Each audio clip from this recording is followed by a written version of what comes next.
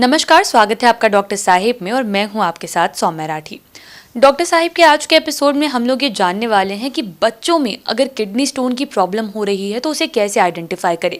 बड़े तो अपने लक्षण खुद पहचान सकते हैं, लेकिन अगर समस्या बच्चों के साथ हो तो वैसी कंडीशन में क्या करना है।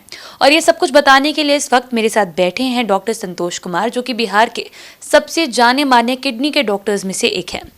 सबसे पहले डॉक्टर साहब नमस्कार, बहुत बहुत स्वागत है आपका। धन्यवाद सौम्या जी, नमस्कार। डॉक्टर साहब, किडनी स्टोन्स के बारे में हम लोग पहले भी बात कर चुके हैं, क्या लक्षण है, कैसे आइडेंटिफाई करेंगे। लेकिन अगर ये समस्या बच्चों में हो जाती है तो उस केस में लक्षण कैसे पहचाने जाएंगे, क्योंकि बच्चे तो अक्सर दर्द भी नहीं समझ पाते। ये बहुत ही टफ है। अगर बच्चों में किसी टाइप का प्रॉब्लम हो, वो तो अगर बहुत छोटा बच्चा होगा तो बोल भी नहीं पाएगा। तो हम लोग कैसे अलग करें। एक तो इनिशियली देखा गया कि किन बच्चों में ज़्यादा किडनी की प्रॉब्लम होने की संभावना रहती है। तो अगर शुरू से आएँ तो जैसे जो एंटीनेटल चेकअप होता है या ड्यूरिंग प्रेगनेंसी जो सब चेकअप होते हैं, तो अगर किडनी की कुछ प्रॉब्लम होगी तो उस कंडीशन में बहुत सारे डिजीज़ का पता लग सकता है। जैसे आपकी किडनी में जैसे स्वेलिंग हो तो आप बर्थ के पहले भी अल्ट्रासाउंड में वो डिटेक्ट हो जाता है कि किडनी में कुछ ना कुछ प्रॉब्लम है, या फिर इसके यूरिनरी ट्रैक्ट में कुछ ना कुछ प्रॉब्लम है। तो उस कंडीशन में बर्थ के बाद ही इमीडिएट उसका एक्शन लेना चाहिए, उस चीज़ को ठीक करना चाहिए। दूसरा है कि अगर बच्चे का बर्थ वेट कम हो, तो लो बर्थ वेट बेबी हो, तो उस कंडीशन में और सब ऑर्गन के साथ साथ किडनी की भी समस्या हो सकती है फ्यूचर में। मान लीजिए अगर कुछ कॉन्जेनाइटल प्रॉब्लम हो तो उसके कारण क्या होगा कि किडनी का ट्रैक्ट ही आपका एबनॉर्मल रहेगा। किडनी ट्रैक्ट एबनॉर्मल से होने से क्या क्या प्रॉब्लम हो सकता है कि बार बार आपको उसमें इन्फेक्शन होगा। नॉर्मल ट्रैक से कुछ भी अलग होता है तो इन्फेक्शन की संभावना बढ़ जाती है, तो बार बार बच्चे को फीवर होगा। तो हर एक देखा जाएगा कि हर एक 2 महीने 3 महीने पर बार बार इसको यूरिन का इन्फेक्शन हो रहा है, फीवर हो रहा है। ठीक है, बच्चे का ग्रोथ जो माइलस्टोन है वो गड़बड़ होने लग जाएगा। माइलस्टोन मतलब कि कुछ माइलस्टोन होते हैं, जैसे पेरेंट्स से आप पूछेंगे तो बताएंगे कि जनरली पहला बच्चा था तो इतने दिनों में ये चलने लग गया था, ऐसे ऐसे चलने लगा था, नेक होल्ड करने लग गया था, लेकिन उस हिसाब से ये बच्चा कर नहीं रहा है। या फिर जो नॉर्मल इसके एज के बच्चे जो काम कर पा रहे हैं वो मेरा बच्चा नहीं कर पा रहा है, तो माइलस्टोन का प्रॉब्लम होने लग जाएगा। और स्टोन भी कुछ स्पेसिफिक डिजीज होते हैं, जैसे एक कॉमन है एक जो नाम है मिडलरी स्पॉन्ज किडनी, में बहुत सारे छोटे छोटे स्टोन्स हो जाते हैं। नेफ्रोनोप्थेसिस एक बीमारी है, उसमें भी बेसिकली ये सब बहुत सारे कॉन्जेनाइटल प्रॉब्लम है जिसके कारण किडनी में बच्चों में स्टोन होने की संभावना रहने। एडल्ट और बच्चों में अलग अलग कॉज है बेसिकली कि किडनी स्टोन की समस्या के बारे में जैसे बात कर रहे हैं।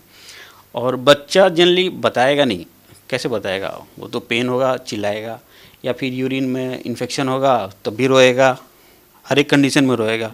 उस कंडीशन में आपको प्रॉपर एक नेफ्रोलॉजिस्ट के पास जाना पड़ेगा या पेडिट्रिशियन या फिर नेफ्रोलॉजिस्ट के पास जाना पड़ेगा, जो फर्दर इन्वेस्टिगेट करेंगे कि बाहरी कारण क्या है इस बच्चे में, इसका ग्रोथ क्यों नहीं हो रहा है, इसके यूरिन में कुछ प्रॉब्लम ही नहीं है, बार बार इन्फेक्शन क्यों हो रहा है। तो फर्दर हम लोग टेस्ट कराएंगे, जो बहुत सारे टेस्ट हैं। अल्ट्रासाउंड तो इनिशियल टेस्ट है जो हम लोग हर एक किडनी पेशेंट जिसकी बीमारी की संभावना रहती है हम लोग कराते हैं। Urine routine, kidney function test, फिर सीटी स्कैन की भी कराना पड़ता है किसी किसी बच्चे में, देखने के लिए फर्दर और क्या प्रॉब्लम हुआ है। जी डॉक्टर साहब, ये तो आपने वो एज ग्रुप बताया जो इन्फेंट्स हैं, जो बोलना भी नहीं सीखे हैं, लेकिन अगर थोड़े ऊपर चले जाएं, टीनेजर्स तक की अगर बात करेंगे तो वहाँ पर क्या किडनी स्टोन्स के रीज़न सेम होते हैं या वहाँ पर भी अलग होते हैं? बेसिकली बच्चों में थोड़ा सा अलग होते हैं, एडल्ट में अलग होते हैं, बीच वाला ओवरलैप होता है, दोनों हो सकते हैं। ठीक है, किसी किसी का लेट प्रेजेंटेशन होता है। और मान लीजिए एक कॉमन है कि अगर मान लीजिए कम बच्चा पानी पीता है, ये भी एक इम्पॉर्टेंट फैक्टर है। कम पानी पीना एक इम्पॉर्टेंट फैक्टर है स्टोन डिजीज़ का, ये वर्ल्ड वाइड में सबको पता है। और ख़ास तौर से ये उस एरिया में, जैसे हम लोग के एरिया में ही गर्मी ज़्यादा दिन पड़ती है, जाड़ा कम दिन होता है, तो गर्मी की कंडीशन में आप अगर कम पानी पी रहे हैं तो यूरिन क्या होगा कि आपका गाढ़ा होगा तो उसको बहुत सारे मिनरल्स हैं वो प्रिसिपिटेट होने शुरू हो जाते हैं जो किडनी में, उसके कारण स्टोन होने की संभावना रहती है। दूसरा है कि अगर आप एनिमल प्रोटीन बेस्ड डाइट ज़्यादा खाते हैं तो यूरिक एसिड स्टोन की संभावना भी एक इम्पॉर्टेंट है। खाने में बहुत सारे ऐसे चीज़ें हैं, जैसे ऑक्जेलेट की मात्रा ज़्यादा ले रहे हैं, कैल्शियम की मात्रा कम ले रहे हैं, उस कंडीशन में भी स्टोन होने की संभावना रहती है। कुछ अलग बीमारी होती हैं जिसको हम लोग ऑक्जेलोसिस बोलते हैं, वो बेसिकली अलग अलग टाइप की होती है। कुछ कॉमन बच्चों में हो जाती हैं, कुछ एडोलेसेंट एज में होती हैं, कुछ लेट होती हैं, एडल्ट एज में होती हैं। जी। तो डॉक्टर साहब, बच्चों में अगर किडनी स्टोन्स हो जाए तो वहाँ ट्रीटमेंट कैसे होता है? किडनी स्टोन का ट्रीटमेंट एक तो मतलब कारण ढूंढना पड़ेगा कि क्यों हो रहा है, कॉन्जेनिटल काउज है या फिर कुछ और कारण है, ठीक है, उसके हिसाब से होता है। यूरिन में किस टाइप का स्टोन है, ठीक है, वो अगर मान लीजिए स्टोन यूरिन रूटीन एग्जामिनेशन में या फिर अगर एक दो स्टोन निकलता है तो उसका हम लोग एनालिसिस करते हैं, बायोकेमिकल एनालिसिस कि भाई किस टाइप का स्टोन है। तो मान लीजिए अगर जैसे ऑक्जेलेट स्टोन आया तो उस हिसाब से हम लोग उसके खाने में ऑक्जेलेट की मात्रा को कम कर देंगे, डाइटरी मॉडिफिकेशन कर सकते हैं, ठीक है, ये एक ट्रीटमेंट का पार्ट हो गया।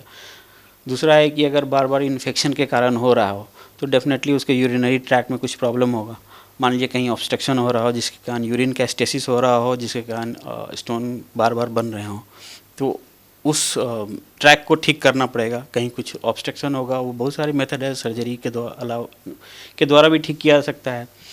बहुत सारे हम लोग सिरप देते हैं, अल्कलाइज़र देते हैं ताकि यूरिन में इन्फेक्शन नहीं हो, ठीक है। उसके बाद डेफिनेटली पानी थोड़ा ज़्यादा पीना है, जितना ज़्यादा पानी पिए उतना बेटर है, ताकि अगर थोड़ा बहुत छोटा मोटा स्टोन हो तो वो निकल जाए। जी। उम्मीद करती हूँ कि डॉक्टर साहब ने जो बातें बताई हैं आपने उन्हें ठीक तरीके से सुना और समझा होगा। इसी के साथ जल्द मुलाकात होगी अगले एपिसोड में। तब तक के लिए अगर वीडियो को फेसबुक पर देख रहे हैं तो पेज को लाइक करें, यूट्यूब पर देख रहे हैं तो चैनल को सब्सक्राइब करें। कमेंट सेक्शन या मेल बॉक्स के माध्यम से आप हमें बता सकते हैं अगर डॉक्टर साहब से आपके कोई और सवाल हैं। धन्यवाद।